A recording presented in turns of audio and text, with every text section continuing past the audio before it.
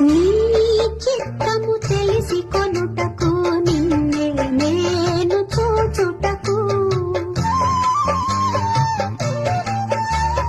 నీ చిత్తము తెలిసి కొనుటకు నిన్నే నేను చూచుటకు నీ నోటి మాట వినుటకు నీ నోటి మాట వినుటకు